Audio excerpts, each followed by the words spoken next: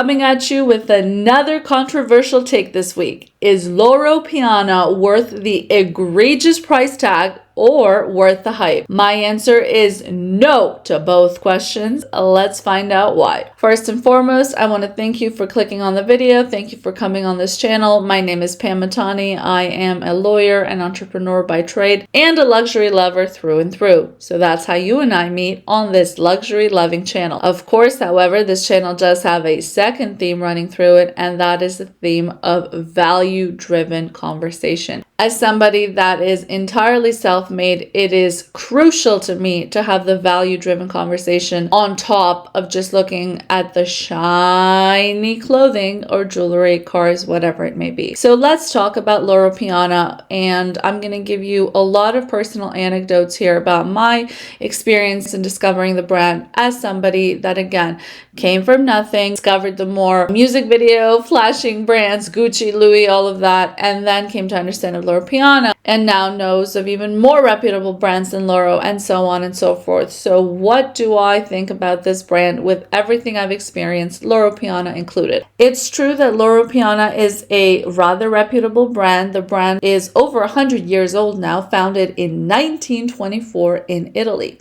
My observation with Loro Piana has been that it is a brand. I almost feel that a lot of content on how good this brand is comes from individuals that have never actually touched a Loro Piana shirt or experienced the brand themselves, and they're just making content for the sake of putting something out there, maybe getting some hot take that'll make some people feel negatively about themselves, feel some sort of way, and not really understanding what's going on behind the scenes and how much more there is to the world of fashion than this one brand. Loro Piana is known very well for its quality and craftsmanship, and specifically we're talking about quality of raw materials. So it's not necessarily, I don't hear too much about them being known about the quality of their graphic designs, for example. They're known more about their raw cashmeres, raw wools, raw silks, raw linens, things like that. Okay. Yes, I will give credit where credit is due. My Loro Piana clothes feel very nice to the touch. Okay. Now, does that mean that Loro Piana as a brand is worth the price tag though? Because something can feel nice, but there's a difference between a nice feeling silk shirt and then Loro Piana trying to charge me $1,000 to $2,000 for its starting point silk shirt. Does the silk feel that nice? Absolutely not. If you're talking real silk, I would be very suspicious if anybody on the internet found a real silk shirt from a retailer, not secondhand, for under $100. It is a material that costs a little bit of coin.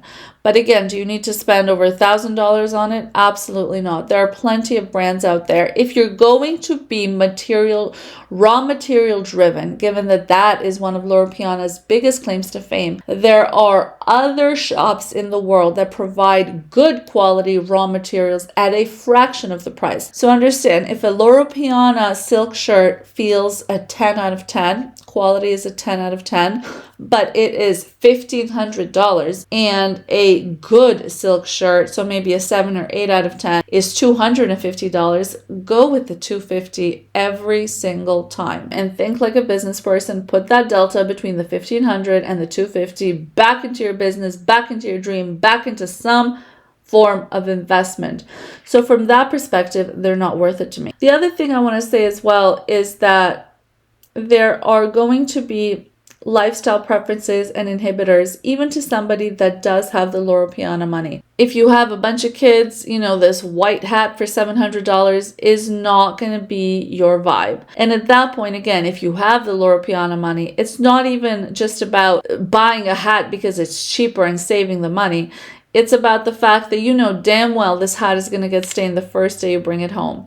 So it's just not smart. There is no value in that decision. $700 on a hat for one day. Whereas you can buy a colorful kind of hat that's going to camouflage those stains a little better, and it's going to last you a long, long time given the camouflaging effect. Now, the other thing realistically I want to say is that worth it means very different things to different people as you go up on the scale of making more and more money. We make Loro Piana to be this mecca of fine clothing. It's not. And how could it be? Even if all of us could afford that brand, none of us might feel the same way about the visual that Loro Piana presents. So at the price point of $2,000 for a silk shirt, for example, somebody might want the most blinged out, crystal embroidered shirt. Somebody else might want a shirt with a bunch of snakes on it. Somebody might want the Loro Piana white cotton shirt. There are a lot of different options out there for the individual that has $2,000 to spend on a shirt. And again, a lot of them, quite frankly, are more lively, more attractive than Loro Piana. Now, on the other hand, Loro Piana, having such simple designs, is actually quite intelligent in that, from an investment perspective, it makes the pieces much more easily resellable, and it makes them more likely to retain good value because nothing is trendy. So we're not in the world of Moschino here, putting a Mickey Mouse on an outfit that today is all the hype, but then tomorrow nobody's going to want to buy a Mickey Mouse sweater for $2,000. What some would call boring designs to Loro Piana, again, you'll understand from a business other side of the coin, could be timeless designs, value retaining designs. So yes, that's something in their favor. The equation goes back and forth and back and forth, back and forth all day long, depending on your preference, your style, things like that. But again, is Loro Piana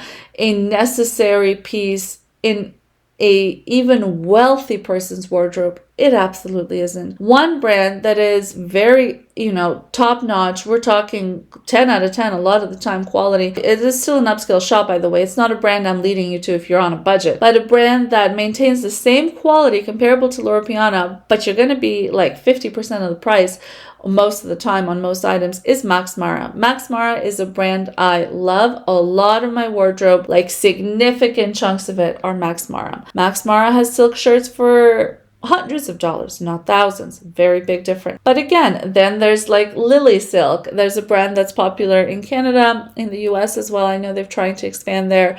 That brand will have silk shirts for $200. So we knock down all these levels and we're still wearing a silk shirt at the end of the day that allows us to look a certain kind of way in a business meeting or what have you. My overall thoughts in terms of concluding, I feel that Loro Piana is presented, honestly, a lot of times as a very stuffy, holier-than-thou situation. And a lot of the times, I feel that the irony is that Loro Piana is spoken about by individuals that are not at the Loro Piana price range. It might be a content creator trying to get their word out there, trying to say something controversial, something like that. And the crazy thing is that a lot of us, Loro Piana is not a brand you discover when you are on welfare, okay? And as somebody that came from nothing, I assure you that. At that level, you will be exposed to like a Gucci, Prada, Louis, because again, it's in the rap videos, it's in the music videos, it's in the Hollywood talk, things like that. Devil wears what? Prada. It's not Devil wears Loro Piana because nobody would have known what that is. Most people would not have known what that is. Loro Piana is a brand you come to know as you go up in your luxury buying ability. And that's the kick for me. It's like you've already come so far, you've accomplished so much to be able to genuinely buy in cash and not go into debt for a Gucci shirt or Prada shirt. And then somebody comes out of the bushes telling you, but Loro Piana's over there. I don't care. I don't care. You shouldn't feel negatively that you got only the Gucci, quote unquote, and not the Loro Piana. And the kick is as we go up on this range of wealth, from poor to then starting to have a little coin to then getting to the Gucci Prada to then the Loro Piana. When you fully max out on the baller billionaire level, then they go back a little bit, right? Then they're wearing like the t-shirts all over again. I cannot tell you, as somebody that has sat across the tables from billionaires before, I never sat across one that was wearing Loro Piana. And you do with that information what you wish. And I'm going to do with my conclusion to this video what I wish, which is thank you so much for watching this video. Don't forget to give this channel a big thumbs up. Click subscribe and definitely leave your thoughts in this video down below. Do you buy the Loro Piana hype? Is it a brand you're eager to try? Or if you've tried it, did it live up to the hype for you? I love you guys for watching. Again, luxury is beautiful. It's a shine that draws us all in. But then we need to talk about value at some point. Thank you for watching.